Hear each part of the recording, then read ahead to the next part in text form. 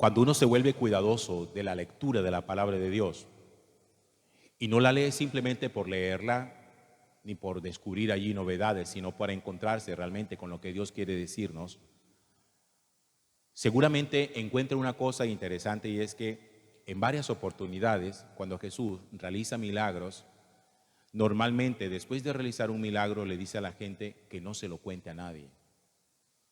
Aparece en el Evangelio de hoy de San Mateo. Dice que Jesús curaba a muchos enfermos y le mandaba a la gente que no se lo contara a nadie. Muchas veces lo dice, no se lo cuenten a nadie. Uno podría preguntarse cuál es la razón por la cual Jesús quiere mantener como a escondidas, oculto, los signos y los prodigios que él hace. Está claro que muchas veces Jesús hacía prodigios y signos públicos, de tal manera que muchísima gente podía verlos. Pero ustedes también se han dado cuenta, seguro, que había gente que después de ver los signos y los prodigios de Jesús, creía en él. Pero también había otros que no creían en él. Aún así, viendo las cosas que veían, no creían que Jesús fuera el Hijo de Dios, que fuera el Mesías. Porque entonces esa obstinación de Jesús o esa insistencia de Jesús, no le cuenten esto a nadie. Eso es lo que se llama el secreto mesiánico. El secreto mesiánico. Es decir, Jesús no quiere ser reconocido únicamente por sus signos y por sus prodigios. Porque es probable que alguna persona que no haya escuchado a Jesús, sino que únicamente haya visto los signos de Jesús y los milagros de Jesús, separe la predicación de Jesús de los milagros de Jesús y termine convirtiendo a Jesús en un taumaturgo o en un milagrero. Y concebir a Jesús como a un taumaturgo o milagrero es muy distinto a concebirlo como el Mesías.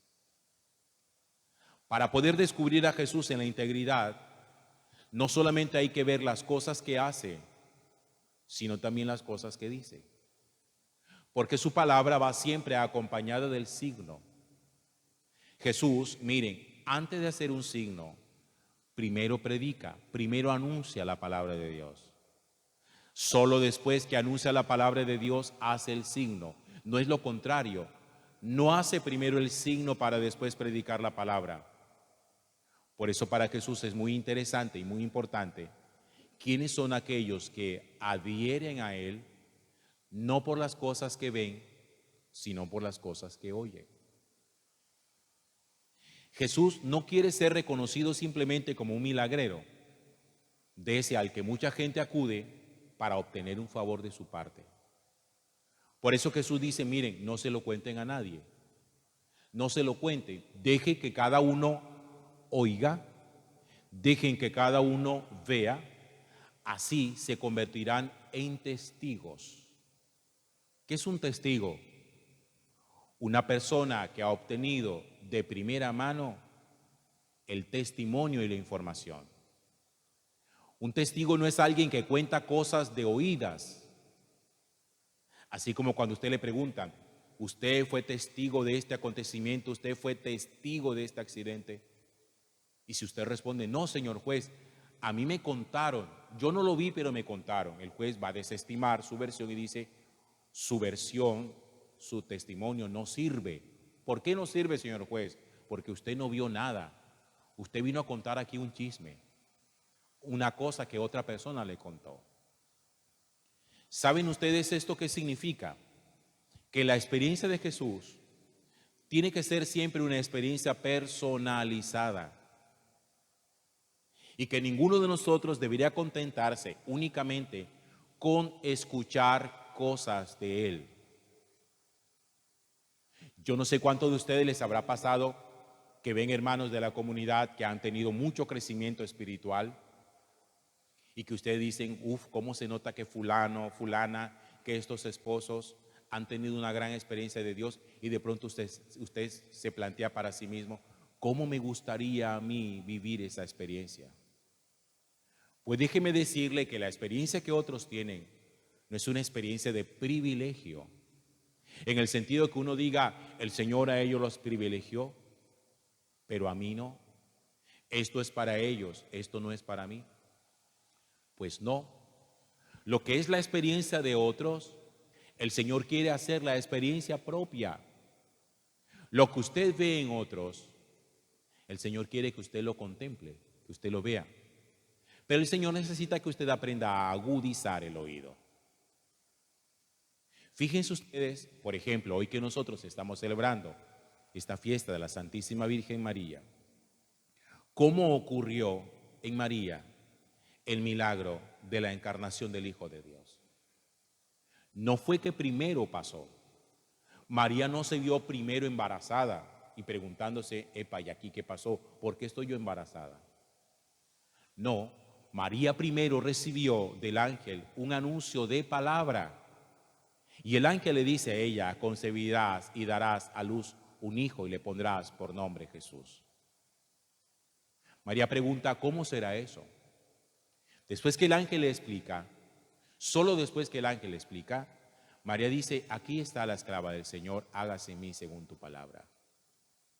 Primero escuchó la palabra, creyó la palabra, y al creer en la palabra se hizo el milagro de la encarnación. ¿Saben ustedes por qué a veces a nosotros los milagros no se nos dan con tanta facilidad?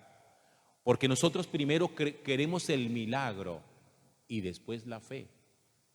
Uno cree que el milagro engendra la fe. Y no, hermanos, el milagro no engendra la fe.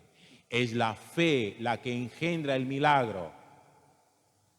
Porque no es ver para creer, sino creer para poder ver.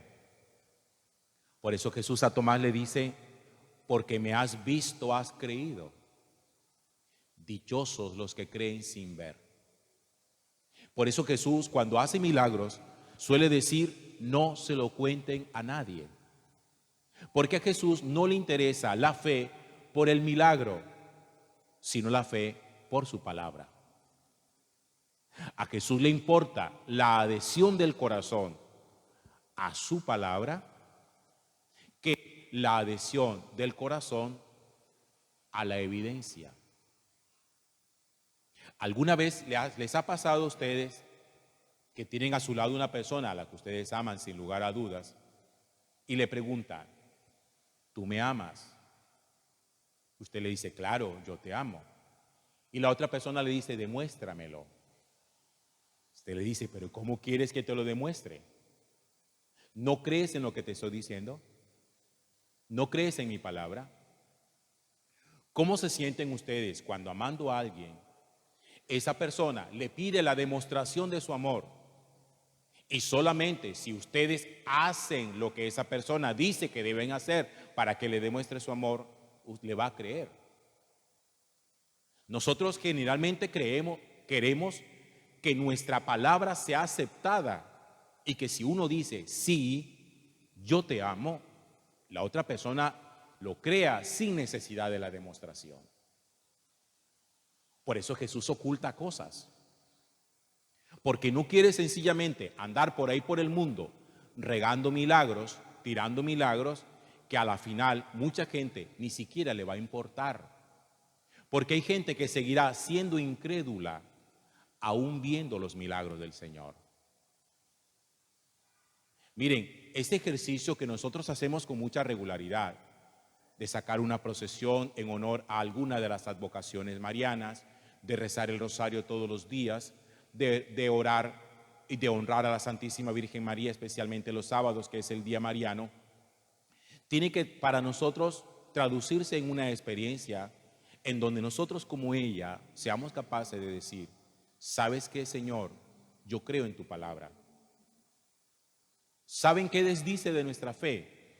Cuando uno cuestiona la Sagrada Escritura, cuando uno minimiza el poder de las enseñanzas de Jesús, cuando uno pervierte el Evangelio, cuando uno quiere modificar lo que Dios ha enseñado, ahí la fe se daña.